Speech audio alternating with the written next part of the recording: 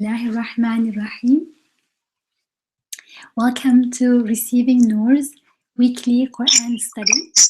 We are continuing to journey in Surah 14, Ibrahim or Abraham, peace be upon him. This is our ninth section on the surah, and we will be again led by Sister Yamina in tonight's session. And we had, I think, left off around verse 36, 38, with Prophet Abraham's dua prayer. And as usually, you're welcome to join in with your comments and questions. You can also wait to share your comments and questions at the end. We have a more formal Q&A session at the end, but during the discourse as well, if you have a relevant contribution or a question, you're welcome to pose it as well. So without further delay, we turn to Sister Yamina. Jazakallah khair, Sister Yamina. Bismillah. أعوذ بالله السميع العليم من الشيطان الرجيم بسم الله الرحمن الرحيم والحمد لله رب العالمين والصلاة والسلام على سيدنا محمد وعلى آله وصحبه أجمعين. السلام عليكم ورحمة الله تعالى وبركاته. So last week we reflected on the meaning and the significance of Ibrahim alayhi salam's prayers. If you remember from ayah 35 to we stopped at 38, and Ibrahim said, "O my Rabb, O my sustainer, make this land secure and keep me and my children from worshipping idols. For truly, O my sustainer, these false objects of worship, these idols, have led many people astray.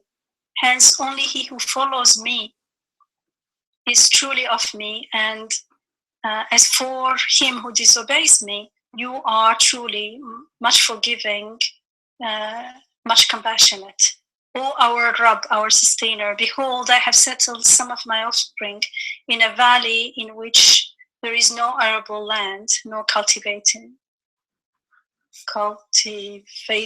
land, or land that can be cultivated, close to your sanctified temple, to your sacred house, so that, O our sustainer, they might devote themselves to prayer. Cause therefore people's heart to incline towards them and grant them fruitful sustenance so that they might be grateful to you. O our sustainer, you truly knows all that we may hide in, as well as all that we bring into the open, for nothing whatever be on earth or in heaven remains hidden from God. ربنا إنك تعلم ما نخفي وما نعلن وما يخفى على الله من شيء في الأرض ولا في السماء. So Ibrahim alayhi salam, as we saw, rejected the worship of idols and surrendered to God only. As we are told in many places in the Quran, he is known as the father of Tawheed and the surrenderer. For instance, in Ali Imran, Sura 3, ayah 67, we are told that Ibrahim alayhi salam was one who turned away from all that is false, having surrendered himself unto God, and he was not of those who commit shirk, who ascribe partners with God.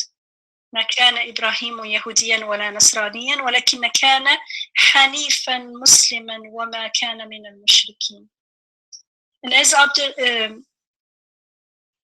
Ibrahim alayhi salam surrendered unto his Rabb wholeheartedly, we are told, he prayed with total trust. We talked about that, surrender and tawakkul, because he knew that his Rabb hears all prayers.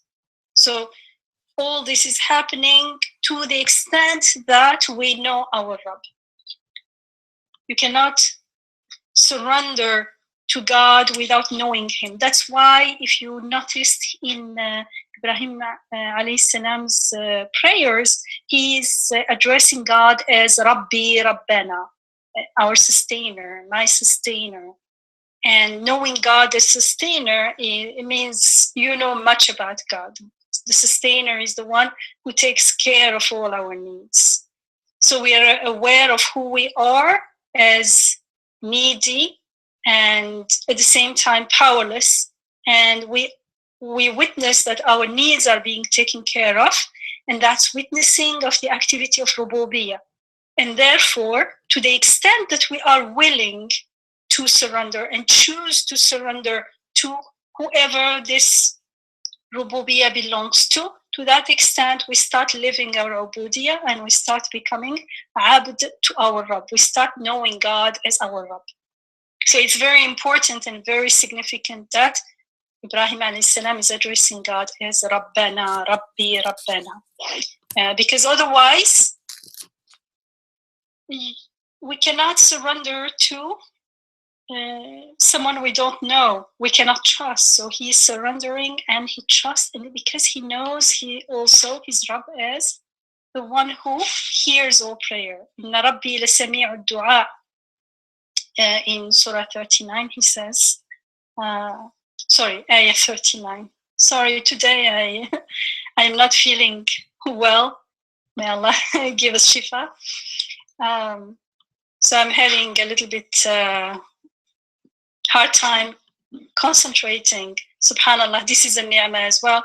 We take it so much for granted. We think I focus and concentrate when it's actually a gift. Alhamdulillah, hada min fadli Rabbi. So in ayah 39 of this surah, we'll see that Ibrahim alayhi salam says, Inna Rabbi lasami'u du'a. Indeed, my Rabb, my sustainer, hears all prayer. And because God is, Inna Rabbi qareebun mujib, we are told in Surah Hud, Surah 11, ayah 16:1. God is ever near and responding. So God responds to the call of whomever calls unto him, because it is God who makes us aware of our needs. When we know God as our Rabb, we know that even when I become aware of my needs, it is He who gives me that awareness. And when we trust Him as our Rabb, who sustains our life, who sustains our breathing here and now, then we are not concerned about how God will answer our prayers. I found this very, when we don't know who God is, when we don't know Him as our Rabb, we're concerned. We say, how can I pray? How is He going to answer my prayer? That's not our concern. He is God, not me. The fact that I don't know how doesn't mean anything about God. And then we simply do our part and trust. How is up to God to will whatever He wills. And so our part is to listen intently and intentionally and purposely and act on the guidance. Because when we listen, we'll see that we are guided. With that intention, we will realize that we are guided and we act on the guidance. So when and if we need to take action, we will be inspired, we will be guided to take it. So again, to surrender to God is to say, I'm repeating this because I've been all these years, people keep saying, yeah, surrender, but we don't understand. What is surrender? It's there are many reasons we keep coming back to that question, but just to clarify, to surrender to God is to say yes to what He creates here and now. It means, yes, I know that whatever is going on right now is created. It's not happening haphazardly. The common objection is, how can we accept everything that's going on now? What about bad things? Something bad is going on right now. How can I accept it? Let's say something bad is, for the sake of example, I'm making it specific so it's easier to talk about. Something bad is going on, let's say an injustice, and I feel angry about it. So this objection, like how can I accept it, is based on a common misunderstanding that stems from superficial tawheed and not knowing God as Rabb. So we forget that anger is part of the package. Anger is also created together with the event that prompts it into me. Unless I'm misinterpreting events and I get angry when there is nothing to be angry, that's out of our topic right now. You know, we talked about perception is not necessarily compatible with facts. Let's assume right now, to simplify the case, that we have a case of clear injustice and transgression, and that anger is justified. So surrender is to accept the case as a created fact, meaning it's not happening haphazardly. However awful it seems to me, it is created with purpose, with meaning. If it is created, it means it's happening with purpose and meaning. It doesn't mean that I condone what's happening. It doesn't mean that I have to like it. Actually, my dislike of injustice and the anger that comes with this injustice are all created together. They are all ayat. They carry meaning and purpose. It's not like whatever is happening is created, but my dislike and my anger, whatever, is from me, as if I am not part of the creation, as if I exist independently and of whatever is created. That's the illusion of the superficial tawheed, when we live in disconnection of our Rabb, when we don't know God as our Rabb. But in order to know God as my Rabb, I have to know him through my ubudiyah, through my seeing how everything is given unto me. My dislike is, I don't know where it came from. It is also a sign. It is created within me. And that's how I know that we don't like injustice. I am made to dislike it. So everything is created together. They're all ayat. They all carry meaning and purpose. And they are not created in vain. Nothing is created in vain. رَبَّنَا مَا خَلَقْتَ هَذَا بَاطِلًا سُبْحَانَكَ. O our Rabb, you have not created anything in vain. You have not created anything without meaning and purpose. The famous ayah in Sura 3, ayah 191. And then we proceed to ask, okay, now that I surrender, means I surrender to the fact that everything is created, the injustice out there, the dislike or anger, whatever is coming through me, all of them are created together. Then I can ask,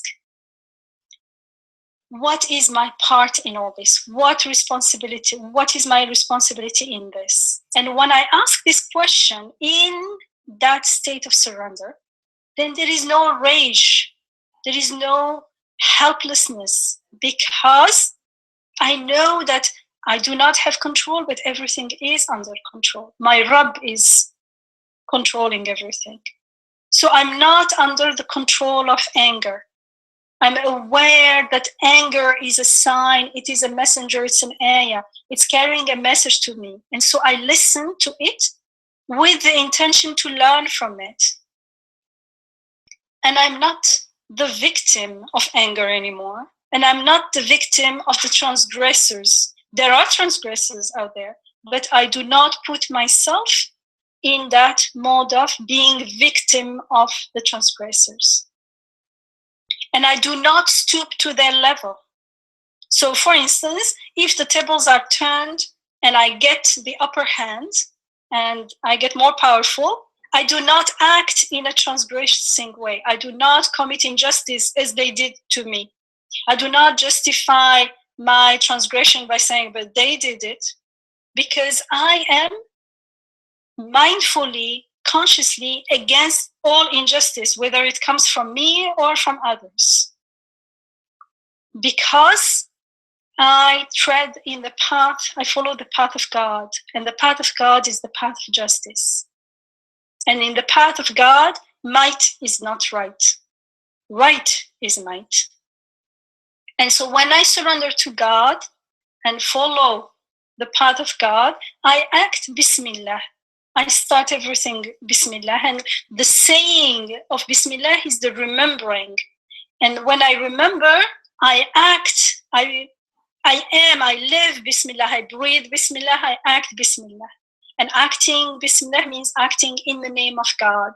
In the name of God, the just, the wise, the compassionate, the generous, the forgiving. So the more we live in mindful surrender this way, as a ibad of our Rabb, the more that vicious circle of injustice, for instance, and transgression is going to dissolve. We not feed into it. And then we start learning from it something about our Rabb, about Akhirah. Because remember, we are on a journey. We have a destination. This destination is not here on earth. It is in Akhirah. And we are, whether we accept it or not, whether we realize it or not, we are journeying. Everyone is on a journey.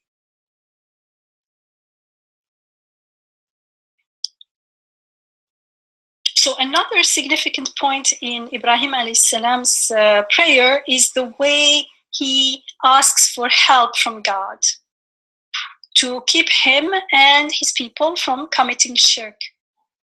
وَجْنُبْنِي, and his people, his children, his offspring. وَجْنُبْنِي وَبَنِي نَعْبُدَ الْأَصْنَامِ, he says in ayah 35. So it may seem like, how come Ibrahim alayhi salam, who was the champion of Tawheed, prayed to God to keep him away from shirk, from worshipping idols? Like, wasn't he done with idols? Well, if these questions comes to our mind, then it means we got it backward.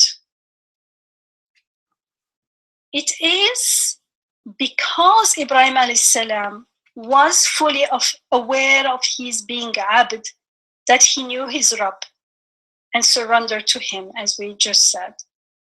And the essence of ubudiyah is to know how fragile we are, how weak, how powerless, how needy, how vulnerable we are. And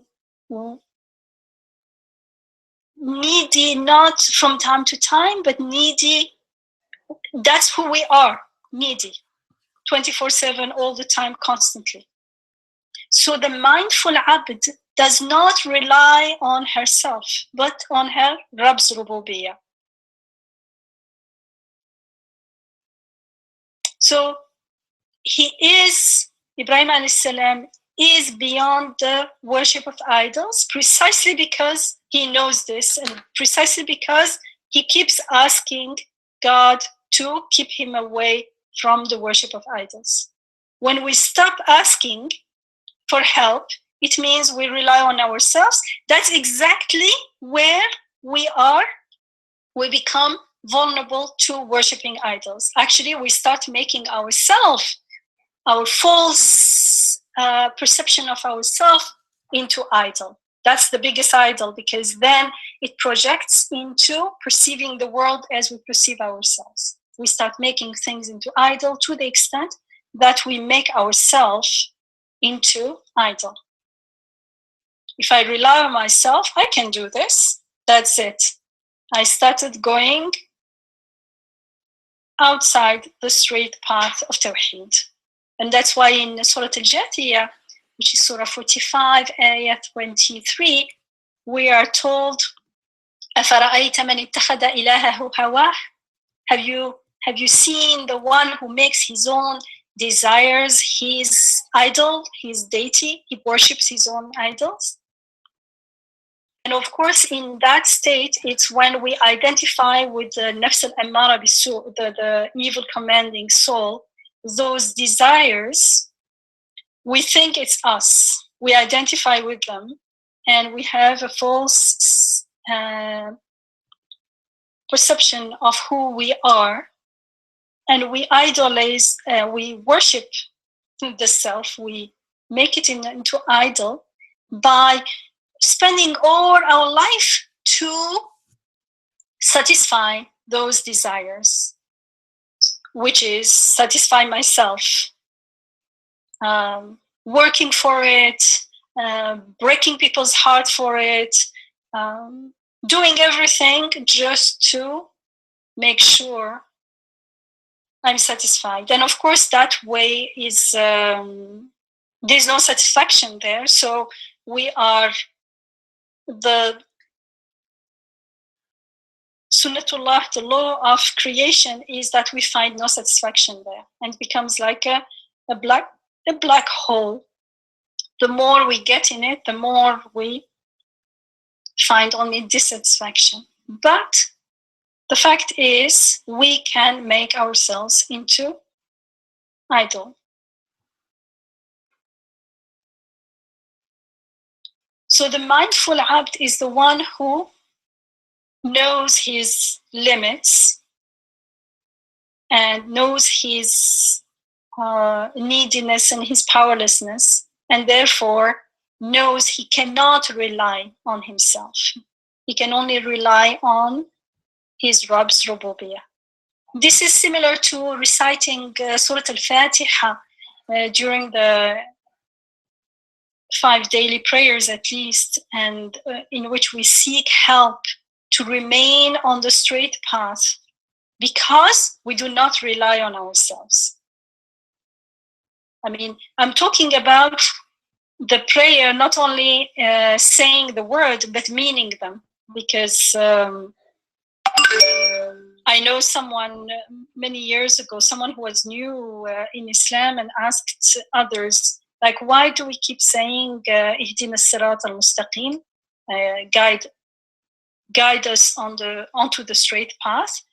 And the answer was, because without it, the prayer is invalid. Is it correct? Yes, but it does not. That's not what the question was. The question was, what is the meaning of being us? Why is it without it the prayer is invalid? Why are we asked to repeat it again and again? The repetition is supposed to remind us of something that we live, that's something that we believe, something that we know, something that's our reality. So I'm talking about Ihdina as-sirat al-mustaqim, not only as word, but as a belief. We believe so. We feel the need for the guidance. Because we know, we experience that we cannot keep ourselves there, we are kept there. It's like by breathing. I cannot make myself breathe and keep myself breathing. I am made to breathe. And so it is with everything else happening. Everything good happening in our life is a ni'mah, and it is a blessing done onto us. And so we keep seeking help to remain on the straight path, because we cannot rely on ourselves. We only rely on our Rabb to keep us on the right path. We know that we cannot do anything to help ourselves. And that's why the Prophet Muhammad ﷺ, just like Ibrahim ﷺ, he also used to pray in every salat. He used to also recite Surah Al-Fatiha and say, Ihdina as-sirat al-mustaqim, guide us on the straight path. And someone may say, wasn't he on the straight path? Why did he need to ask for it? No, that's why he was on the straight path, because he kept asking for it. So again, abd does not, the mindful abd, the one who is aware of his ubudiyyah, does not rely on herself, because the abd is mindful that she is fragile and vulnerable and needy, and she knows that her endless needs, she has endless needs and no power, as we always say. As Imam Badiou Zaman Said Nursi keeps reminding us, we have this what looks like a dilemma, but actually it is what makes us look for our Rabb. That is what makes us appreciate Rububiyyah. The fact that we have endless needs and no power to take care of them. And at the same time, we witness and observe and witness that our needs are met in ways beyond our expectation. من حيث لا يحتسب, as we are told in the Quran. God provides us in ways beyond all expectations. So relying on oneself is the delusion of the false self that imagines itself to be independent of its Rabb. And independent of its Rabb and disconnected from the rest of creation.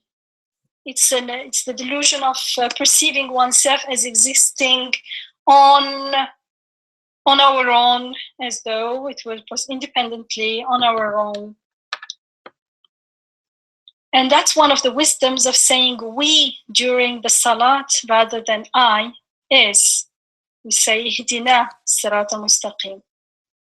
We pray for everyone, not only me, but everyone. And so that false I-ness is healed through cultivating a mindful sense of we, the people, we, the creation, we, all creatures of God.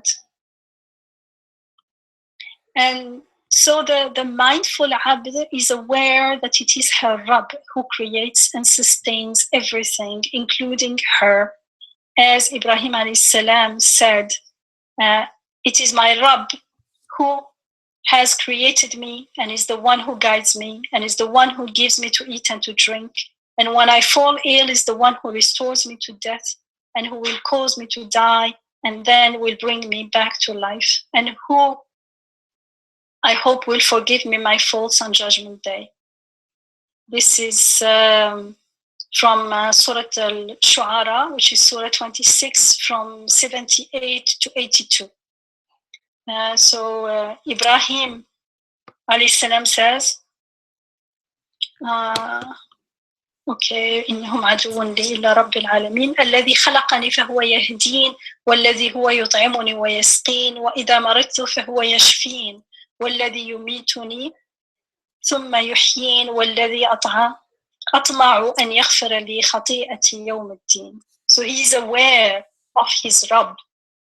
In this beautiful passage is clear how he sees his Rabb. He's created me and is the one who guides me and is the one who gives me to eat and who feeds me and gives me to drink. And when I fall ill, he's the one who restores me back to health.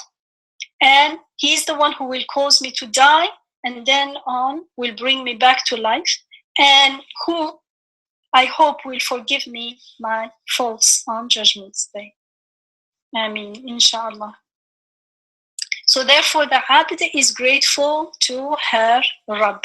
The more we realize our being Abd in this way, in the way we are taught in the Quran through many examples, and especially here in the example of Ibrahim alayhi salam, when we follow the path of the prophets, then when we realize our being Abd, our Ubudiyah in this way, the more we realize our Ubudiyah, the more we know God as our sole provider and benefactor.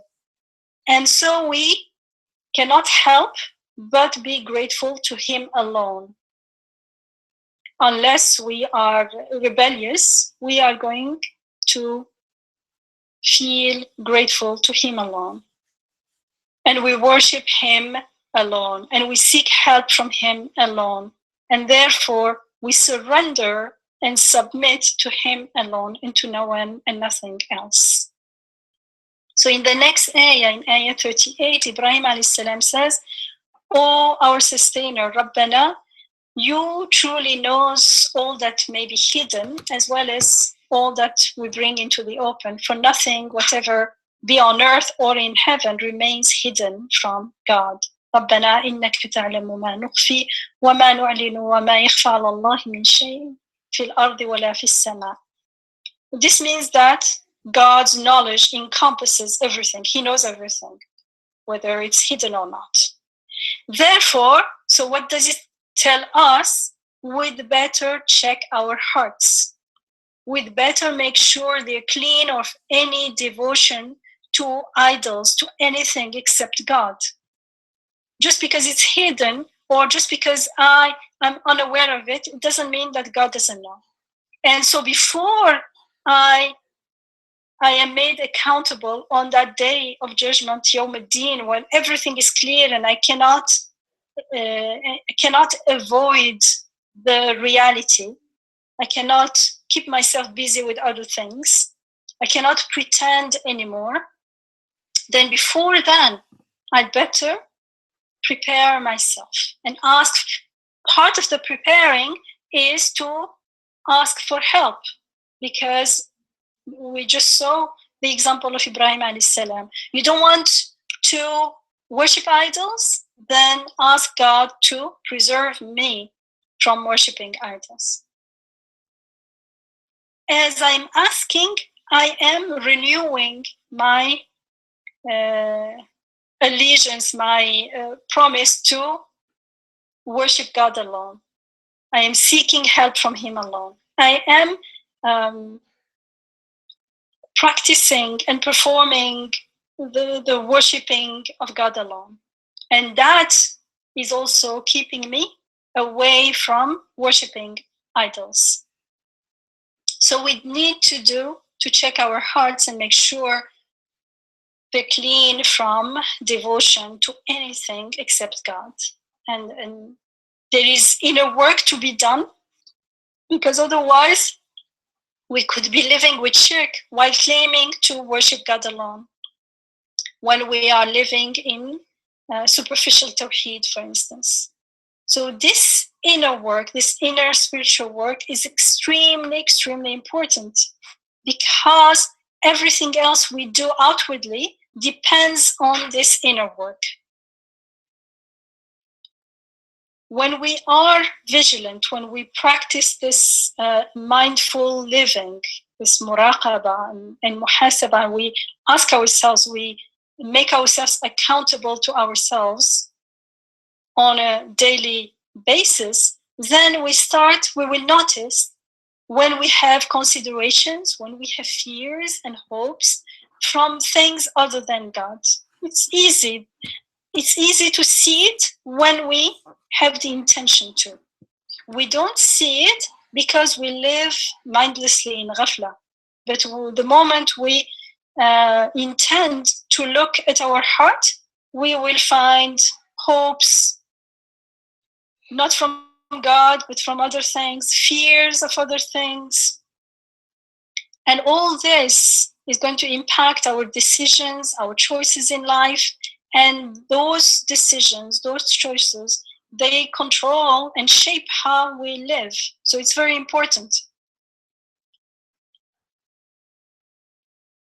It's like finding the virus. We have all kinds of symptoms in our lives, but the virus is in the heart.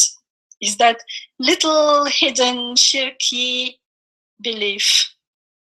So this is a reminder that God knows everything, so no need to deceive ourselves. On the contrary, do the work anyway, willingly, because He knows everything. So the next, Ibrahim alayhi salam is still praying in ayah 39, 40, and 41. So he says, all praise is due to God, who has bestowed upon me in my old age Ismail and Ishaq. Behold, my sustainer hears indeed all prayer. Therefore, O my sustainer, cause me and some of my offspring to remain constant in prayer, to establish the prayer. muqim as-salat, to be establishers of prayers. And, O our sustainer, accept this my prayer. Grant your forgiveness unto me and my parents and all the believers on the day on which the reckoning will come to pass. Alhamdulillah alladhi wahaba li ala al-kibar Ismail wa Ishaqa inna rabbi la sami'u du'a. رب اجعلني مقيم الصلاة ومن ذريتي ربنا وتقبل دعاء ربنا اغفر لي ولوالدي وللمؤمنين يوم يقوم الحساب. So this is a dua, a prayer that we repeat all the time. Here again, Ibrahim alayhi salam is praying for his offspring. But if you noticed, we are told min dhurriyati, from among my offspring, which means not necessarily all of his offspring will be part of this dua,